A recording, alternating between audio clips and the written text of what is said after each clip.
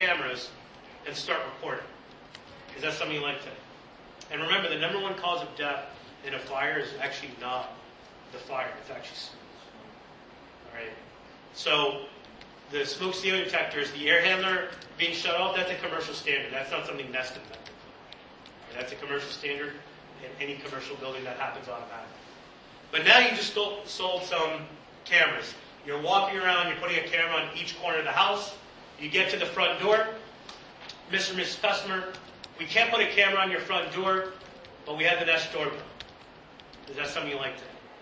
So now you install the Nest doorbell, and you look to your customer and you say, Mr. and Mrs. Customer, now that you know who's at your front door, would you like the ability to unlock your door with a Nest XPO lock? Is that something you like to? Now, from here, it gets interesting, because now you can turn to your customer, Mr. and Mrs. Customer, we just installed all these great smart home devices. Now you can control these with your voice via the Google Assistant.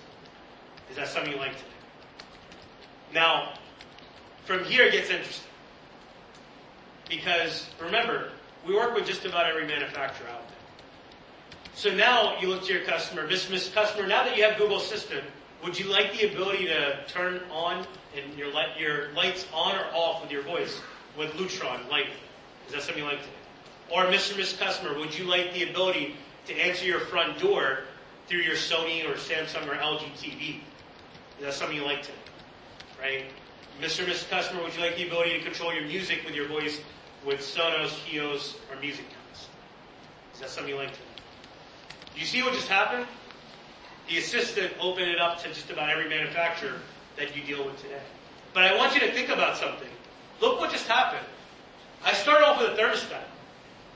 And I ended up selling a smoke CO, a camera, a doorbell, a door lock, voice assistant. And guess what? The next product made the last product better. And by the way, there's a lot more features than what I just explained. Right? Where the air handler shuts off, where the cameras turn on and they start recording. But every product that you add to the smart home makes the last product better. So imagine, a customer's not going to be like, yeah, no, I don't want that. I don't want to make that better. Right? You're always going to be like, well, look, if I install this product's going to get better. And I could keep on going for the record. I could keep on going until I hit every category of the home. But that's something that your end user, your consumer, your customer wants to hear. Now they're like, this makes sense on why I want this. Because it's making every product better. Last but not least, Wi-Fi. I want to be very clear here. We recommend enterprise-grade Wi-Fi. Why? Because Wi-Fi is the backbone of the smart home. Right? Most of the time when the smart home's not working, it's not the device. It's the Wi-Fi system. So, hopefully, you're selling PackEdge, Ruckus, Luxul, all the best enterprise-grade Wi-Fi that you have available. However, for your own sanity, don't leave that customer with all these great smart home devices and it's being controlled by the Comcast or Fios or whatever else. For your own sanity. And obviously we have Google Wi-Fi. That's more of a safety net than anything. And you can kind of look at the other mesh Wi-Fi systems as in the same boat. But we do recommend enterprise-grade Wi-Fi. Because that's going to make the smart home experience the best. And that's something you want to be aware of. Now, when it comes to setting all this up, I went over the feature sets. Now, we can discover the products, but, here's the other thing. When it comes to, I mentioned that you can answer your front door through your Sony, Samsung, or LG TV with an Nest doorbell. That's possible today. Right? And you can have full-way, two-way communication between the television and the front door. But that doesn't happen by itself. You need to go in, you need to set up the TV that way, you need to set up the assistant, and you make that happen. Alright? And that's where the integrator comes in and takes these products that are, yes, they're smart, but all the features that they all promote, they have to be done with one of you guys going in and actually making those settings happen.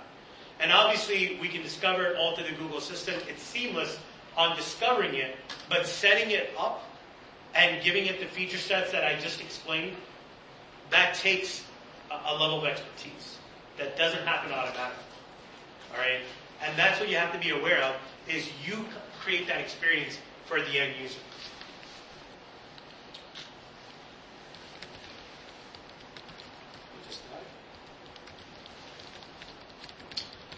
All right, so this is where we kind of envision what the smart home looks like. As you can see, it's not just Google Nest.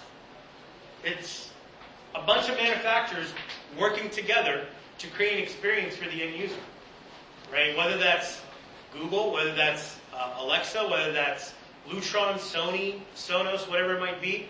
But it's a bunch of different manufacturers working together to create that experience. That's where we kind of look at the smart home.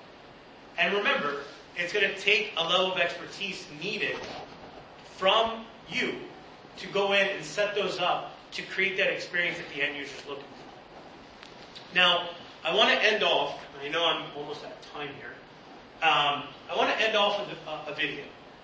Now, in this video,